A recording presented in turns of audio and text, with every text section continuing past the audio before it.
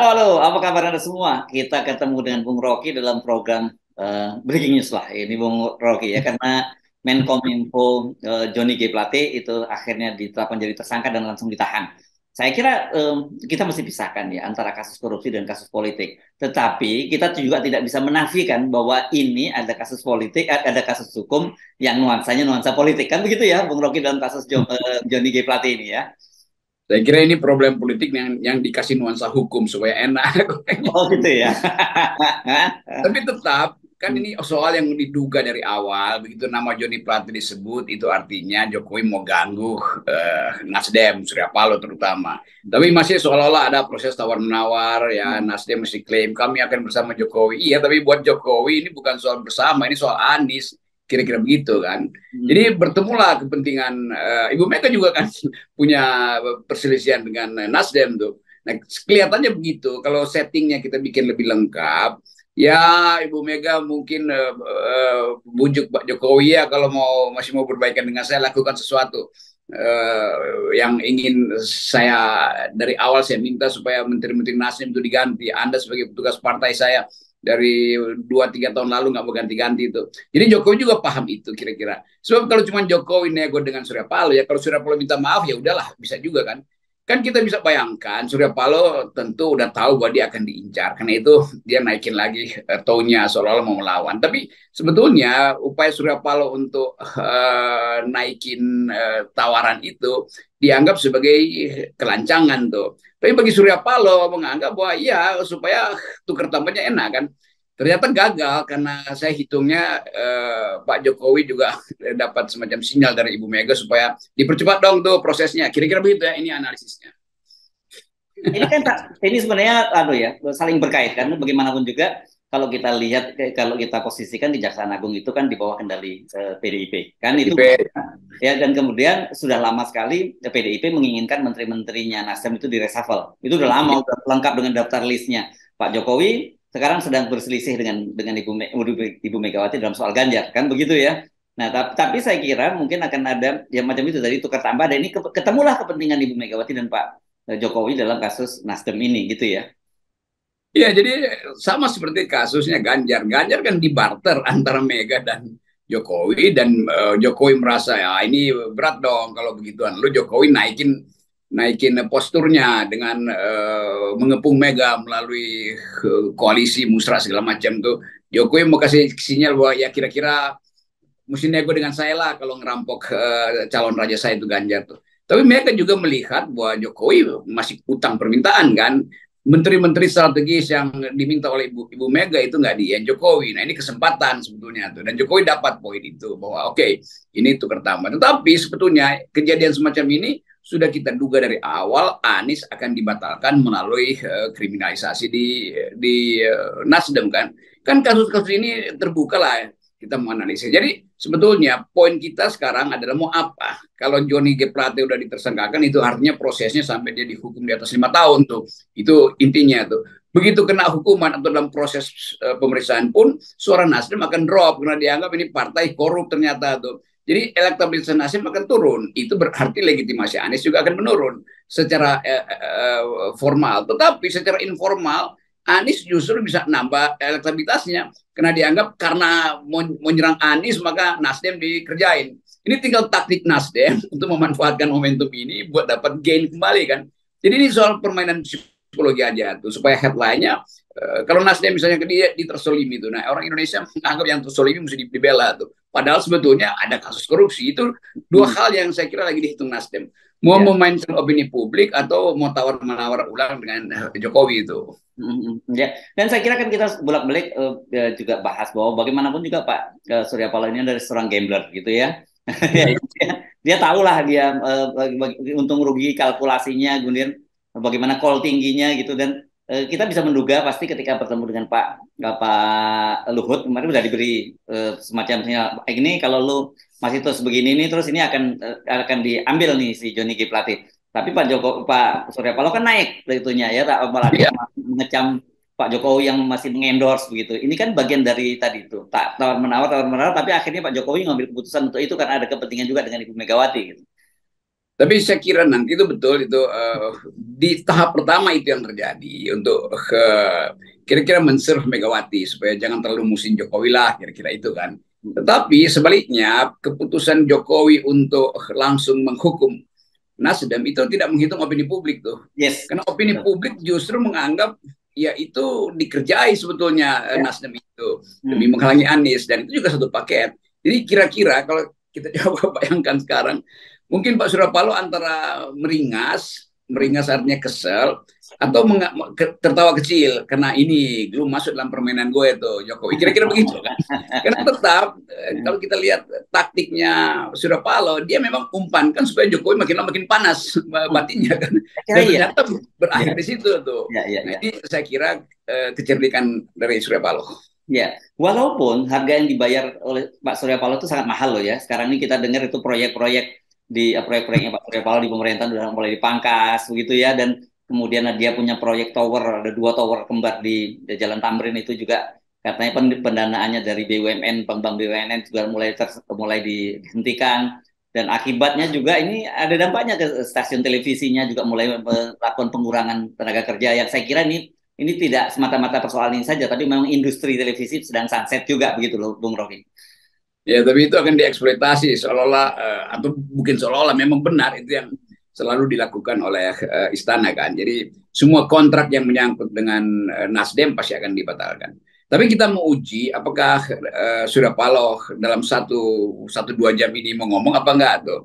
Saya kira dia akan ngomong dan hitungan saya dia akan naikin lagi tone-nya. Oke, ini proses hukum, silahkan dalam bahasa basi dia akan proses hukum, tetapi politik akan jalan. Kami tetap konsisten untuk mencalonkan Anies Baswedan.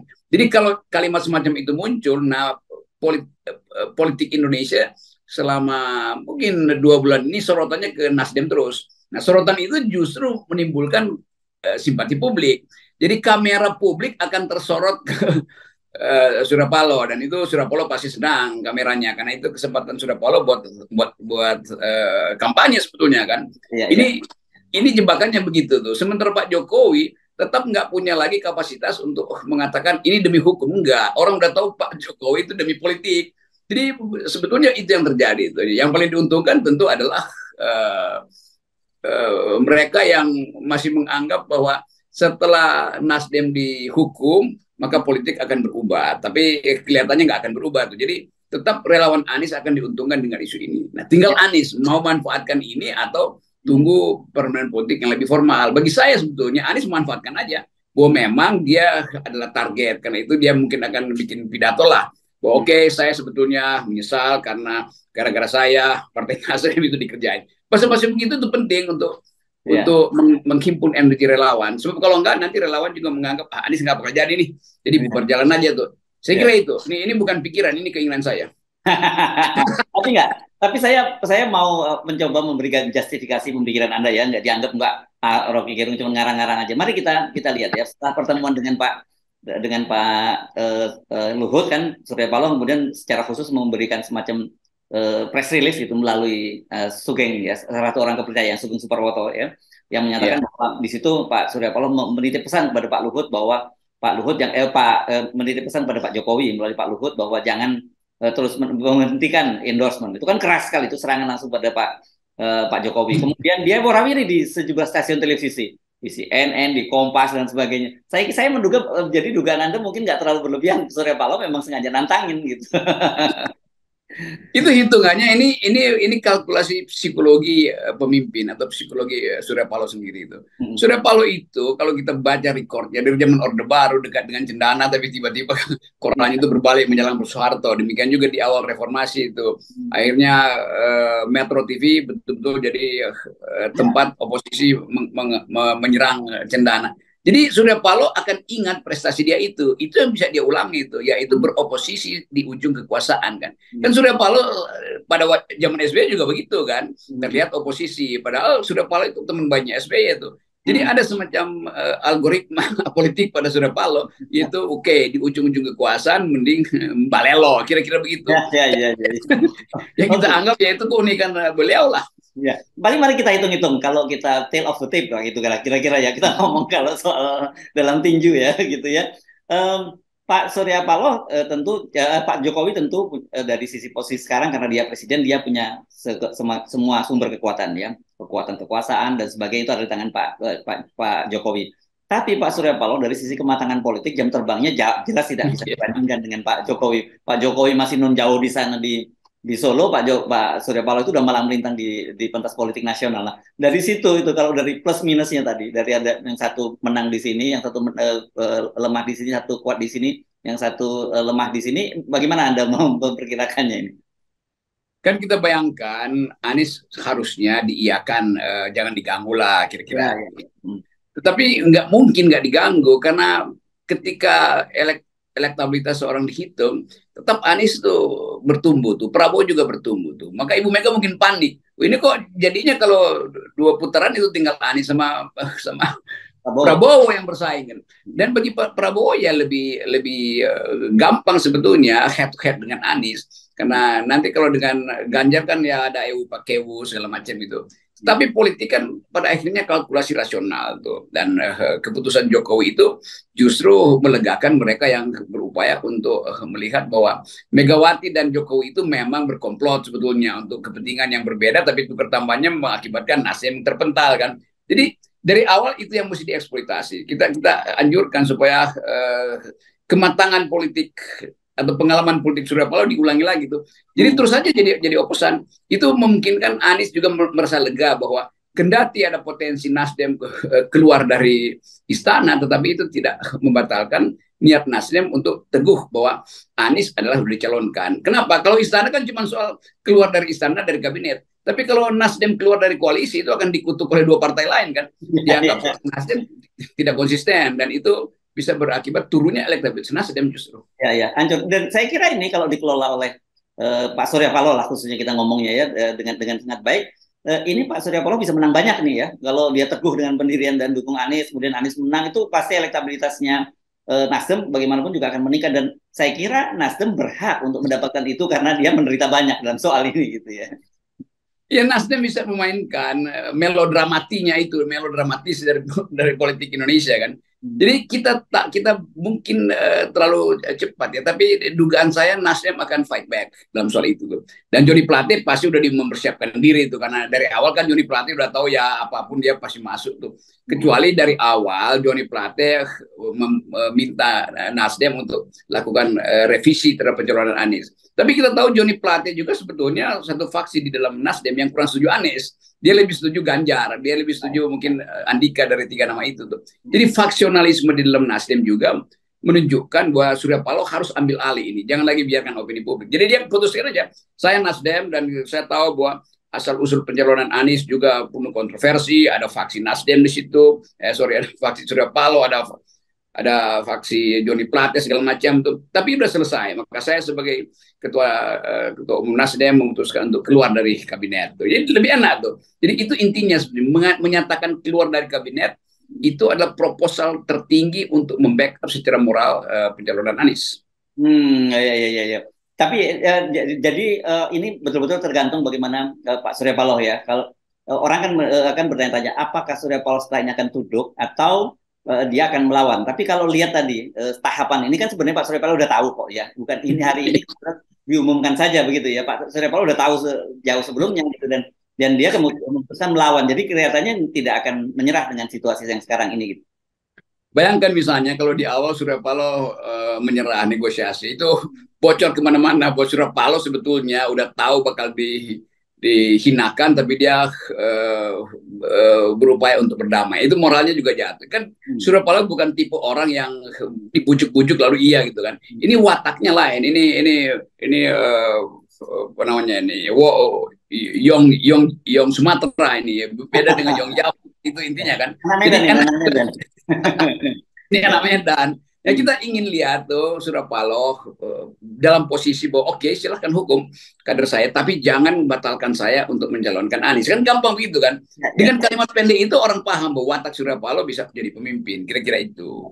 Saya ingin mengutip pernyataannya Pak Surya Paloh ketika dia tahu bahwa dia diabaikan oleh dan tidak diundang menanggapi pernyataan Pak Jokowi bahwa memang dia tidak diundang. Dia menyatakan itu oke. mungkin sekarang Pak Jokowi tidak butuh lagi Partai Nasdem, lusa mungkin tidak butuh Partai Nasdem. Tapi setelah Pak Jokowi tidak jadi presiden, apakah juga masih tidak butuh Nasdem? Kan ini sebenarnya jelas itu pesannya kan gitu ya. Iya, itu kalimat yang diplomatis tapi sekaligus konklusif gitu bahwa Ya. sebetulnya Jokowi takut kalau Nasdem keluar dari kabinet, kira-kira begitu kan, siapa yang akan jamin nanti itu seandainya dalam satu peristiwa Anies muncul sebagai seseorang yang bisa memimpin itu. Tetapi bagian itu kan ditafsirkan oleh Jokowi dari perspektif Yong Java sebagai ajakan buat duel kan begitu kan. Nah sementara sebetulnya Jokowi harus putuskan kalau dia masih tunggu-tunggu, lama-lama kemampuan Jokowi untuk ngerjain seseorang habis. Jadi ini saat terakhir sebetulnya. Jadi lampu terakhir atau pedang terakhir Jokowi atau panah Arjuna terakhir ya diarahkan pada Nasdem yang memang betul-betul ya cuman itu kan nggak mungkin lagi panah terakhir kalau panahnya udah pada Nasdem nggak mungkin dia sasar lagi SBY atau PKS itu lebih sulit tuh. Bayangkan kalau misalnya Pak Jokowi itu mau menghalangi Anies dengan ngerjain Partai Demokrat, itu artinya makin lengkap bahwa Pak Jokowi memang anti SBY. Udah pakai Muldoko nggak bisa, pakai hukum nggak bisa. Sekarang mempersoalkan satu kasus misalnya yang ada di Demokrat kan itu masalahnya tuh. Jadi kelihatannya Pak Jokowi berhitung bahwa udah ini peluru terakhir tuh. Nah ternyata peluru terakhir itu juga belum bisa bikin lethal death gitu, apa tembakan yang mematikan tuh. Ya, Karena ya. ini lain nih, ini Koboi Sumatera lain dia banyak ilmu. Tapi saya kira sebenarnya apa yang dinyatakan oleh Pak Surya itu ada benarnya. Karena setelah tidak jadi presiden, Pak Jokowi kan memang tidak punya partai. Jadi saya kira udah selesai itu. Beda sekali dengan Pak Surya, beda dengan Ibu Megawati, beda dengan Pak SBY gitu, yang masih tetap punya partai, yang masih bisa cawe-cawe dalam dunia politik ya. Memang mereka ketua umum partai kan gitu. Ya itu, jadi Surya Paloh membayangkan sesuatu yang nggak bisa dipikirkan Jokowi bahwa Yes. memang begitu dia selesai akan ada proses hukum. Nah kalau misalnya Jokowi merasa dia bisa lolos, tinggal pertanyaannya siapa yang akan membela Jokowi? Jelas bukan Nasdem lagi kan? Apa Prabowo? Ya mungkin Pak Prabowo berpikir iyalah mendem jerok di bidang uh, uh, yang bersifat kriminal, oke, masih ada dugaan mungkin money laundering dalam bisnis keluarga Jokowi, udah itu dia diabaikan aja. Tetapi begitu Prabowo jadi presiden, dia mesti susun sendiri cara memelihara legitimasi. Nah kalau tuntutan publik mempersoalkan Jokowi, ya pasti Prabowo juga akan mempersoalkan itu kan. Nah itu intinya yang disebutkan oleh Pak Surya, seolah-olah Jokowi nggak perlu lagi partai-partai politik karena dia berupaya untuk mengatakan ya yang penting saya bisa kuasai calon presidennya. Sementara calon presiden yang dianggap oleh Jokowi bisa dia kuasai juga punya alam pikiran lain sebetulnya. Yes, oke. Baik, terima kasih Bung Rocky ya. Bagi kita sih itu santai saja 0% ya buat kita. Ya, ini cuma 0% aja. Oke. Yang lain sensasi doang. Oke.